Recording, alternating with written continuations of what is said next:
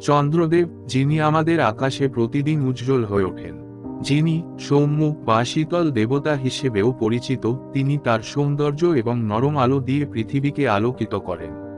কিন্তু চন্দ্রদেবের এক সময়কার এক ভুল সিদ্ধান্ত তাকে একটি মহা অভিশাপের শিকার হতে হয়। চন্দ্রদেবের জীবনে এক সময় আসেন দেবী তারা, ব্রহ্মার কন্যা। তিনি ছিলেন অত্যন্ত সুন্দরী এবং চন্দ্রদেবের প্রেমে পড়ে যান।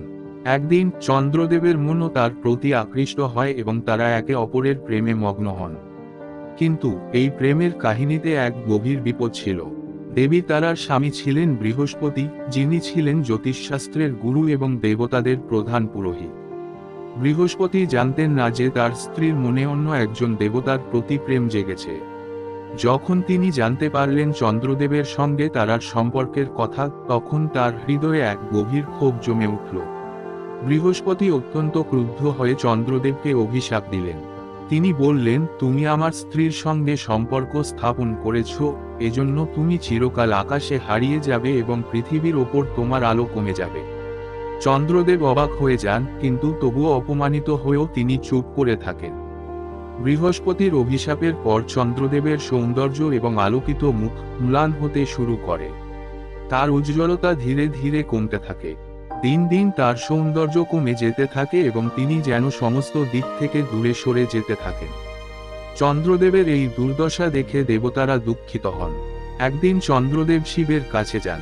শিব তাকে বলেছিলেন, চন্দ্র, তুমি যখন দুঃখিত তখন তোমার হৃদয়ে শুদ্ধতা থাকা উচিত।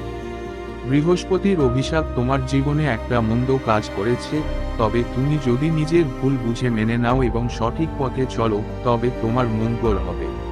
শিবের কথায় চন্দ্রদেব আশ্বস্ত হন। চন্দ্রদেব নিজের ভুল বুঝতে পারেন এবং তিনি শিবের নির্দেশ অনুসরণ করতে শুরু করেন। তিনি তার আলোকিত রূপ পুনরুদ্ধার করার জন্য ব্রাহ্মণদের অর্ঘ্য প্রদান করতে শুরু করেন এবং বিভিন্ন দেবতাদের আশীর্বাদ পান।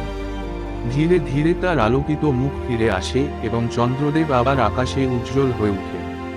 তবে চন্দ্রদেবের সৌন্দর্য ও উজ্জ্বলতা কখনো স্থায়ী হয় না।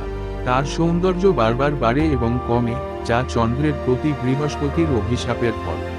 এই কারণে চন্দ্রদেবের চাঁদ সারা মাসে একবার বাড়ে এবং একবার কমে যায়, যা আমরা চাঁদের চক্র হিসেবে জানি। চন্দ্রদেব আজও আকাশে আছেন, কিন্তু তার অতীতের সেই অভিশাপ আজও তাকে অনুসরণ করে। চন্দ্রের প্রতিটি পর্ব, তার উজ্জ্বলতা এবং ম্লান হওয়া সেই অভিশাপের প্রভাবেই। তবে তার জীবনে শুদ্ধতার প্রতি প্রতিশ্রুতি এবং মহাশক্তির সাহায্যে চন্দ্রদেব আজও আকাশে উজ্জ্বল হয়ে থাকেন। চন্দ্রদেবের গল্প আমাদের শিক্ষা দেয় যে ভুল সিদ্ধান্তের জন্য আমাদের কখনো কখনো কঠিন পরিণতি ভোগ করতে হয়। তবে যদি আমরা নিজের ভুল থেকে শিক্ষা নিই এবং সঠিক পথে চলি, তবে মুক্তি সম্ভব। চন্দ্রদেবের মতো আমাদের জীবনে উজ্জ্বলতা এবং অন্ধকার থাকে, তবে সঠিক পথের অনুসরণ আমাদের শেষ পর্যন্ত আলোকিত করে তোলে। ঠিক